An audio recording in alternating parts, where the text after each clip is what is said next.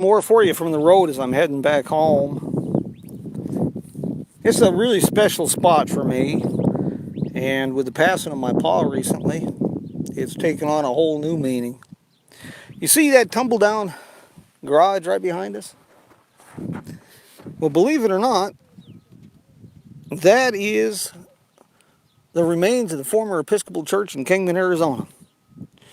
Pa and I tore that thing down in the late 60s. We built that garage together. I was just a kid and probably didn't lend much help, probably caused more trouble more of a hindrance than a help, but Pa put me to work. We built that, and this was our homestead. This is where we started this thing.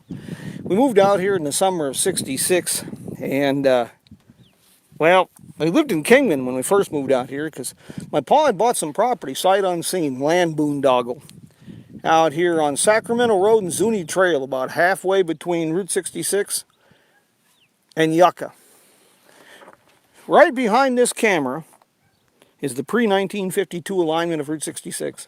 That's the one that runs up through Oatman and twists through the mountains. Well, that's where I learned to ride a bicycle. It's where I learned to drive. It's where I learned to drive trucks. Back in the 60s, you could count the cars that went down this road in one day on one hand.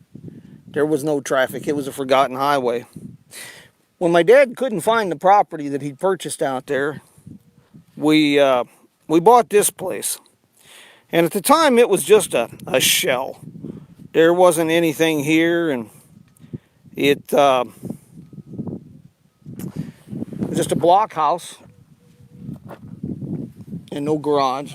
Of course, the barrel cactus you see here, and most of them are dead now, but one of the big things my pa wanted to do, since we were a bunch of Easterners, a bunch of tenderfoots, he built a circle driveway, and we lined it with barrel cactus all the way around the driveway. Most of them are gone now.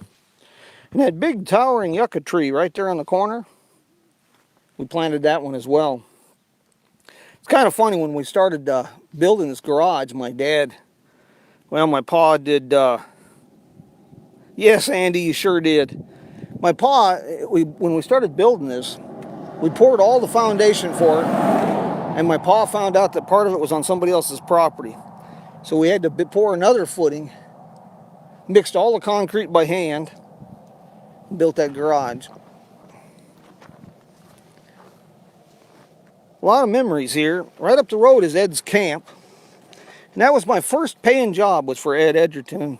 And I rode my bicycle up there, believe it or not. Going up when you're a kid, it didn't seem like that bad. I guess it was a bit of a spell all uphill, but coming down was sure fun. It was a tough way to grow up out here. I learned a lot, and I learned to love the desert and the people. And this is kind of where I learned to be a dry roasted nut. I really fell in love with this country and the hardy people, that somewhat crazy people maybe, that called this place home. It pretty tough out here growing up. We had to take turns, families. There was only a handful of families that lived out here, and they'd take turns picking us up in the morning. They'd drop us up off at Whiting Brothers up near Crazy Fred's truck stop. For those who are familiar with Route 66, it would be Dan's Auto Salvage today. And that was Whiting Brothers, and they would drop us off there, and we would catch the school bus. We had to haul our water out here. We hauled it from a place down the road, ruins of Fig Spring Stations, that Jack Rittenhouse talks about in his guidebook, A Guide to U.S. Highway 66. It was published in 1946. That's where we hauled our water from. And I started out learning to drive out here on a 53 Chevy pickup, and then I moved up, and we drove a 49 Studebaker 3/4 ton stake bed loaded with hay out of Fort Mojave up over the pass. All of this was before I was old enough to get a driver's license. And of course, our water truck was an old World War II deuce and a half tanker, and I was just a scrawny little kid. And the best I could do was get her into compound low and pull that throttle knob out and point the damn thing down the road and just hold on for dear life. A lot of memories out here, a lot of changes, a lot more folk than there used to be. But some things never change. How quiet it is, how peaceful it is. And the desert's a place for a lot of reflections and memories. Folks always ask me where I got started with all this, and it's right here. The Old Homestead.